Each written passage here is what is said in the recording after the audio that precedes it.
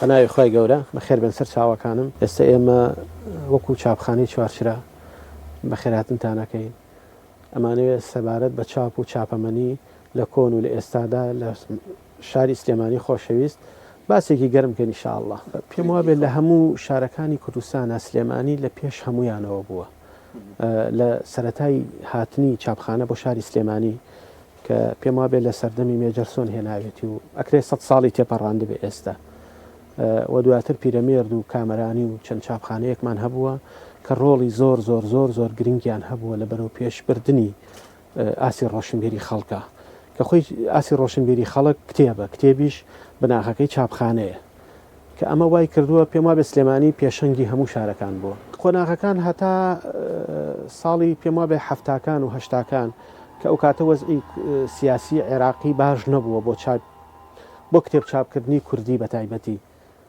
لەبەرەوە زۆربەی کتێبەکان ناچار بوون بیبن لە بەغا چاپی بکەن وەکو دیوانەکان دیوانی شاعرانی کورد کە قانع و گۆران و بێکەس ئەوانە من ئاگادار بووم ئەو کاتانە لە بەغا چاپەکرا هۆکاری ڕەنگە هۆکارەکە سیاسی بوو بێ زیاتر ناتوانم بزانم 100% چی بووە بەس من پێم وایە هۆکارەکە سیاسی بووە دوایی بە بۆنەی ئینتیفازە و ئەو شتانە ڕۆڵی چاپخانە زۆر دابەزی تەنانەت دوای لێها ئەو چاپخانەکان گەڕانەوە سەردەمە کۆنەکان گەیشتەوە ڕۆنیۆ و ئۆفسێتی بچووک و تا ساڵی دوای 2000 دواتر چاپخانەکان گەشەیەکی زۆر گەوریان بەخۆیانەوە بینی هەتا ساڵی 2010 و 11 و 12 کە لە سلێمانیە چەندین چاپخانەی جوان و چەندین ینی با بڵێن چاپخانەی زۆر گەورە دامەزرا بۆ چاپکردنی کتێب دوای 2014 کە ئەو کاتە داعش هات وەزعی کوردستان و وەزعی ئابووری هەرێمی کوردستان تێک چوو یەکەم شتیش کە با بڵێم لە پێش هەمویانەوە گرتیەوە چاپخانەکان بوو هۆکارێک ئەوە بوو کە خۆی ئابووری کوردستان شکستی هێنا کتێبیش لای خەڵک وەکو شتێکی تر نییە زۆر پێویست نییە لە لای هەندێک کەس پێویستە یانی لای هەندێک کەس زۆر پێویست نییە وەک خواردن و ئەم شتانە نییە ئەمە خاڵی دووەمیان لە دوای 2017 کە ئەو کاتە چاپخانەکانی ئێران هاتنە کوردستان و ئێستا سەرجەم چاپکراو لە هەرێمی کوردستان ئەچێتە وڵاتی ئێران بە کتێبی تەنانەت کتێبی مەکتەبیشە چوە ئەوێ ئێستا مەلزەمە و کتێبی هەموو کتێبەکان ئەچنە ئێران لە ئێران چاپەکرێن بە زۆری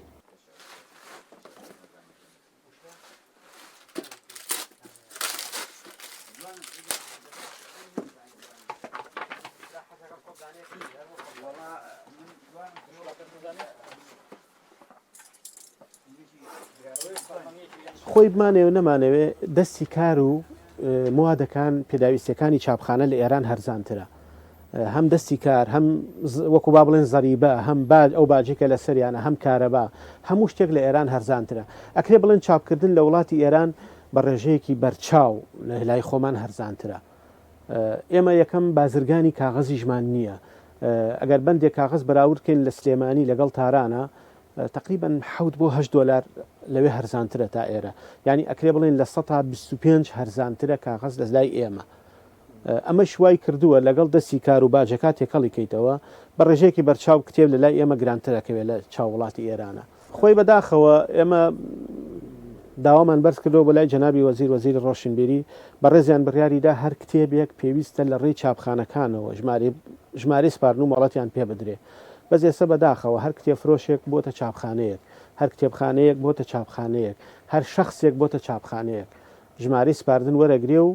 ئەینێرێ بۆ وڵاتی ئێران یا هەر ئەسڵەن ژمارەی سپاردن وەرناگرن لەبەرەوەی ئەوان شوێنێکی ڕسمیان نییە بۆ ئەوەی کە ئیجراعاتیان لەگەڵ بکرێ و ئەوەشی کە ئەچێتە وڵاتی ئێران بێ کۆنتترۆل و بێ سانسۆر و بە هیچ شێوەیەک چاودێری ناکرێ هەرچی ئەبەن چاپیەکەن و ئەیهێنەوە و هیچ کەسێک ڕێگریان لێ ناکەن لە 100 چاپخانەکان ئەکرێ بڵم چاپخانەیش لە سلێمانی بە تایبەتی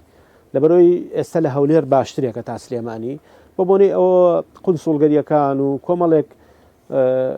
شتە ناوەندە جیهانیەکان لەوێ هەن بەس لە سلێمانیە وەکو هەر پیشەیەکی تر خەریکە ئینقیرازەکە وەکو با بڵێن پەرەمێز ئەو کاتانە پەرەمێز چی وەکو زۆر شتی تر کە ئینقرازی کردووە چاپخانەش خەریکە ئینقیرازەکە ئێمە بۆ خۆمان لە چاپخانەی چوارچرا تا ساڵی 2014 زیاتر لە 30 کەس لەم چاپخانە ئیشیە کرد ئێستا تەنیا 1 نەفەر یا 2 نەفەرە یعنی ڕێژەکە لە 90 دابەزیوە ئێمەش بۆ حکومەت توانیمانە ئیشکەین ڕوتی چاپخانەکەمان گۆڕیوە یعنی لە چاپخانی ئۆفسێتەوە گۆڕیمان بە دیجیتال بۆ ئەوەی هەردای نەخەین و نەکەوین ئێنا ئێستا لە سلێمانیە ئەکرێ بڵێن لە کۆی 200 بۆ 300 چاپخانە باوەڕ ناکەم 5 چاپخانە 6 چاپخانە لەسەر پێی خۆیان مابن هەمووی داخرا و جیهاز و چاپ ئۆفسێتەکانیان فرۆش بە بەغدا دیجیتاڵی کەس کابرا ناتوانێت بۆ نمونە 100 نوسخە یا 200 نوسخە لە کتێبەکەی ئەوێت ناکرێ بینێرێتە وڵاتی ئێران ئێمە بە دیجیتاڵیەکان 100 نوسخە 200 نوسخەیان بۆکەین 150 نوسخەیان بۆکەن هەندێک جار 50 نوسخەیان بۆ ئەەکەین لەبەر ئەوەی ئیتر ناتوان بینێرنە وڵاتی ئێران ئەمەیان نەوەستاوە تا ڕادەیەک نەوەستاوە بەس ئیتر ئەوەی کە 1000 کتێب یا 500 کتێبی بێ ئەینێرێتی ئێران ڕێگەکانی ئیشە زۆر ئاسانە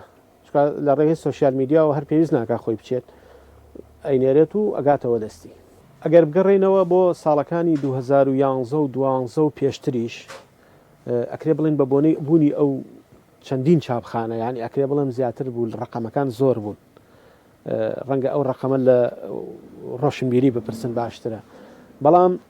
جوڵەیەکی زۆری بواری چاپەمەنی لە شاری سلێمانیا هەبوو ڕەنگە بڵێم بە سەدان گۆڤارمان هەبوو ڕۆژنامە هەبوو کتێب زۆر چاپەکرا لە شارەکانی ترەوە هاتن بەهۆی ڕوخانی ئەو ژێرخانەوە بەداخەوە کە ئێمە هاوسنووری شاری سلێمانی زیاتر هاوسنوورە لەگەڵ ئێران ئێستا تر چاپخانەکان بەرەو کۆتایی هاتن ئێمە پێمان خۆش بوو کاتێک کە سلێمانی کرا بە پایتەختی ڕۆشنبیری هیوایەکی جیاوازمان پێی هەبوو بۆ چاپ و بۆ کتێب و بۆ بڵاوکردنەوە و بۆکردنەوەی پێشانگای کتێبەکان بەداخەوە پێشانگای کتێبەکان لە ساڵێکا لە پێشتر چەندین جار ئەکرایەوە ئێستا ساڵی بۆ بە جارێک و ئەویش ئەوەیە کە ئەیبینین هەمومان کە ئەیبینین مامەڵەکردن لەگەڵ کتێبە زۆر قورسە کورت قسەیەکی هەیە ئەو شتەوەک هێلکەی دەڵەمە وایە بڕوا بکە کتێب وەک هێلکەی دەڵەمە وایە جاری وایە تۆ خەلەلێکی بچووکت هەیە 1000 کتێبت تەلەفە بێ بەهۆی ڕقەمێکەوە کە ڕەنگە ژماری سپارنەکەت بە هەڵە نووسی بێ هەر ئێستا لە بەچوی خۆتان شتێکی واتان بینی کە ئەمانش ڕوو ئەدەن یا جاری وا هەیە ئەو کەسەی کە دیزاینی کتێبەکە ئەکا لە ڕدانای ڕقەمەکانە هەڵی کردووە یا لە نووسینی سەربەرگەکە هەڵی کردووە ئەمانە زۆر لە ژیانی ئێمە ڕوویا و دووبارە بۆتەوە ئەبێ هەمووش هەڵوەشێتەوە کارە ساتێکی تر کە لە هەمووی خراپترە بۆ چاپخانەکان نەبوونی بازرگانی وەرەقەیە ئێمە بازرگانی وەرەقیشمان نییە ئەوەی کە هەمانە کەسایەتێک خۆی چێ وەرەقەیە نێ و بەمەیلی خۆی تر سعردانێ ئێنا ناکرێت لەگەڵ بەراورد بە لوبناان و ئێران بەندێک لە سلێمانیا 6 بۆ 7 دلار گرانترە نەک لە سلێمانی لە هەولێری شەروە یعنی لە کوردستانە 6 دلار بۆ 7 دلار بەندێک کاغز گرانترە خۆی چەنە بەندێک بای 30 دلارە تۆ ئەگەر 7 دلار گرانتر بێ ئەین لە 125 تقریبان گرانترە لە وڵاتانی تر ئەمە شوای کردوکاری چاپخانەکان نەتوانن کێبەرکێ لەگەڵ وڵاتەکانی ترا بکەن ئێناخۆ ئێمە شەتوانین چاپخانی گەورەدا بنین ئێمە شەتوانین کوالیتی بەرز بکەین بەڵام ناکرێ بەراورد بەو سعرەی کە ئێستا لە ئێرانە ئەکرێ ئێمە ئیش بکەین ئەکرێ بڵێن کە ئێستا لە ئێستادا ساڵانە زیاتر لە 1 ملیۆن کتێب و 2 ملیۆن مەلزەمە ئەچێتە وڵاتی ئێران چاپەکرێ و ئەگەڕێتەوە کە ئەم ئامارە ئامارێکی دەستگاکانە من لامە نەک ئاماری کەسایەتی و خەڵکێکیش کە کتێبە نێرێ ئەوانە وەکو بڵێ زیادەن ئەمەش ئەگەر بکرێت سەدان چاپخانە لە وڵاتی خۆمان ئەخاتە ئیش ئەوان گلەی ئەوە لە ئێمەکەن کە کوالیتیتان لە خوارەوەیە ئێمەش حەقان پێدەین بەڵام هۆکار چییەکە لە خوارەوەیە هۆکار ئەوەیە کە ئەوە ئیشەکان لە وڵاتی ئێمە ئەچێتە دەرەوە ناتوانانی بەو نرخە منافەسە بکەی تۆش ناچاری چاپخانەکە دابخەی یا بیگۆڕی یا لای ببەی